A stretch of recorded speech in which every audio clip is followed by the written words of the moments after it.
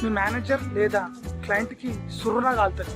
ఎప్పుడంటే నువ్వు చేసిన డిజైన్స్ని పిఎన్జీ ఆర్ జేపీజీ ఫార్మాట్లో సేవ్ చేసి ఫీడ్బ్యాక్ కోసం వాళ్ళకి పంపినప్పుడు.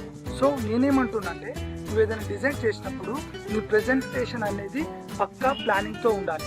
10 స్క్రీన్స్ పిఎన్జీలో పంపడం కంటే 2-3 స్క్రీన్స్ మంచి ప్రెజెంటేషన్ ఫార్మాట్లో పంపి నువ్వు మీ క్లయింట్ని ఆర్ మీ మేనేజర్ని ఇంప్రెస్ చేయొచ్చు.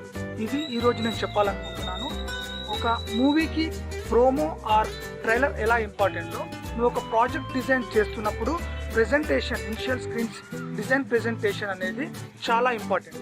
ఆ ప్రెజెంటేషన్ అనేది చాలా పక్కా ప్లాన్తో, చాలా డీప్ టెక్స్ట్ తోటి, ట్రాన్సిషన్స్ తోటి, ప్లస్ ఎఫెక్టివ్ తోటి, అంటే ఇంప్రెస్ క్లయింట్ని కానీ మేనేజర్ని కానీ ఇంప్రెస్ చేసేలాగా ప్లాన్ చేసుకోవాలి. ఏదో 10 స్క్రీన్స్ ఫటాఫట్ చేసి జేపీజీ ఆర్ పిఎన్జీ ఫార్మాట్లో పంపిస్తే they will not impress. So నేను ఈరోజు ఒక స్క్రీన్ చూపిస్తాను ఎలా ప్రెజెంటేషన్ చేయాలి, అంటే ప్రెజెంటేషన్ ఎలా ఉండాలి, ప్లస్ దానికి ఆ స్క్రీన్ తగ్గట్టు కథ కమానిషు ఎలా రాయాలి, right side left side screen presentation, right సైడ్లో దాని స్క్రీన్ డిస్క్రిప్షన్ ఎలా రాయాలి అనేది ఒక శాంపిల్ ఎగ్జాంపుల్ చూపించబోతున్నాను. Just please watch.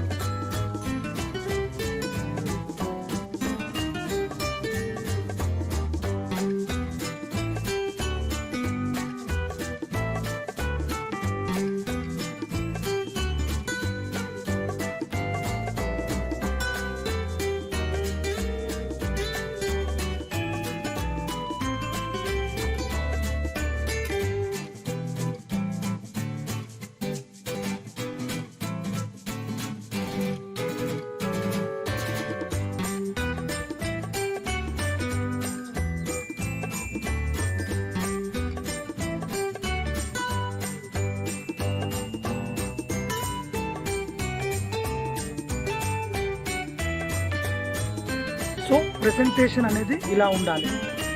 పాత అంటే జమానాలంటే ఒక 5-10 years back or 7 years back అంటే మనం డిజైన్ చేసిన డిజైన్స్ని పిఎన్జీ ఆర్ జేపీజీ ఫార్మాట్లో పంపిస్తుండే. దాని తర్వాత ఇంకా మంచి ప్రెజెంటేషన్ కోసం పీపీటీలో పెట్టి ప్రెజెంటేషన్ చేస్తుండే. ఇప్పుడు కరెంట్ ట్రెండ్ ఏంటంటే మనం చేసిన డిజైన్స్ని క్లిక్కబుల్ ప్రోటోటైప్ ఆర్ మనం ఇట్లా ఇప్పుడు నేను చేసిన విధంగా ట్రాన్సిషన్స్ అంటే యానిమేషన్స్ కైండ్ ఆఫ్ ప్రెజెంటేషన్ చేస్తే మనం క్లయింట్ నుంచి కానీ మన మేనేజర్స్ నుంచి కానీ మంచి ఎంపతి ఆర్ వాళ్ళని ఇంప్రెస్ చేయొచ్చు. ఇది ఈరోజు చెప్పాలనుకుంటున్నాను. ఒక మంచి డిజైన్ని కలర్ తోటి లైక్ చేయాలి, ఒక మంచి మనిషిని మంచి మాటతో లైక్ చేయాలి. This is what I would like to say today. Life is short, enjoy every moment, be honest, never give up. Thank you.